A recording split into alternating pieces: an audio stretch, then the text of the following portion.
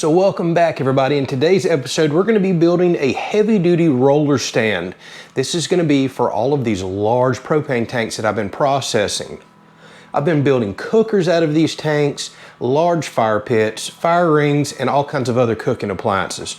The problem is these tanks can weigh up to 1,700 pounds at times, and they are very difficult for me to roll around and deal with, especially when I have to make long cuts all the way around the tank. So as always, when I have scrap steel, I try to use it. This is an old scrap steel stand that a piece of farming equipment come on. I've been saving it. I figured I would use it for something. Now seems like the perfect opportunity. So we're gonna cut some of these loose sections off of it right here. We're gonna mount some very heavy duty caster wheels to this, and this is gonna be a portable stand that I can put down, put a large propane tank in, and actually spin it around freely by hand in order to make cuts all the way around the tank. This is something I've really been needing to do.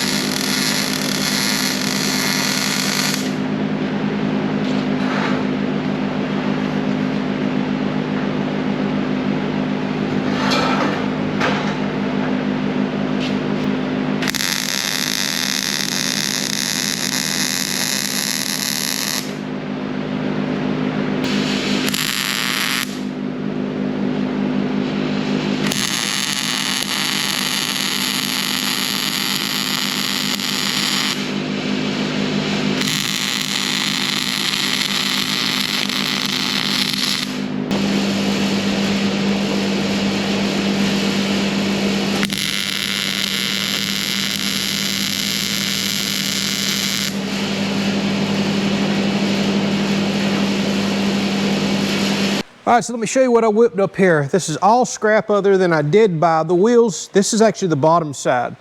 This is skids right here because we're gonna have so much weight on this. Sometimes it'll be inside, sometimes it'll be outside in the dirt, and I don't want it sinking in. And I left this gap here so I can come pick this up with tractor forks to move this around. So I'm about to go out and paint this side, then you flip it over and the tank's gonna ride in the wheels. I'm actually thinking about buying some very small heavy duty wheels to weld in on this side, there, so I can put pipe in here. This can be a double use machine, but the wheels need to be lower than these skids so when I flip this over and put it on the dirt, the wheels aren't buried.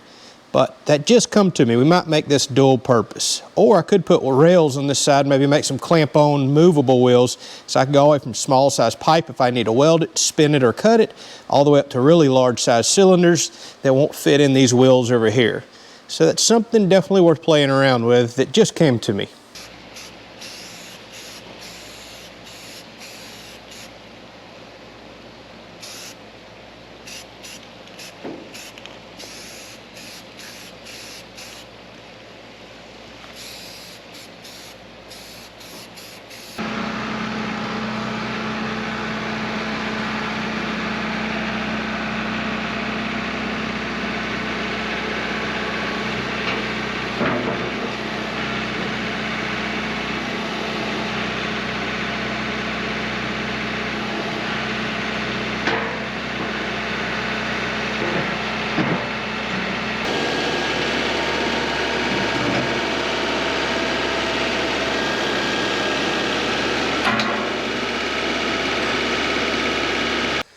All right, so as you can see, I just brought in a very large 500-gallon tank. These are getting extremely hard to find, especially with this shape right here, but it's my most desired fire pit here recently.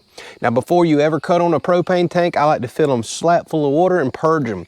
Even though where I buy these from, they're already removed, there's open holes and they've already been purged, I like to purge a second time to make sure it's nice and safe and there's no residual propane in there that could potentially cause an explosion hazard. I'm also gonna have to remove this lid so it can spin around on this contraption that I just made. But first, let's go ahead and get a hose in here. It's gonna take a while to fill this up.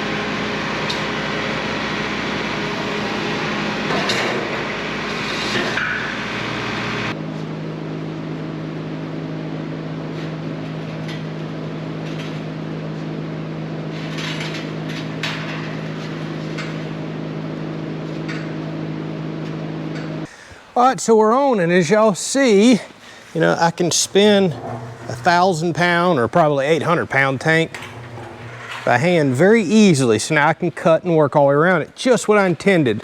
However, there's already a couple things I don't like. For one, the manufacturer of these wheels has got the brake to where it's almost touching the drum. So if there's any fitting or anything on there, that's gonna be a little bit of a problem. I may actually cut half of that particular handle off. Now on the back side, that's not a problem because of the way the wheels are. They're upside down. I don't know. I may play around and see if I can maybe unbolt and move the handle. There's some other things that I'm already thinking about changing with this design, but it's going to require rework and going to the hardware store. So let's go ahead and use this as intended to cut these end caps off right here. There's a big heavy welded seam, and I like to cut just above that. And it's a nightmare. I'm normally outside and having to try to roll this around by hand, putting pipes in, about giving myself a hernia. Now I can very easily, with a couple fingers, roll this tank around and cut these end caps off. But what about if I want to cut the middle of the tank in the future, which I do? We'll discuss that in a minute. Let's go ahead and try this out.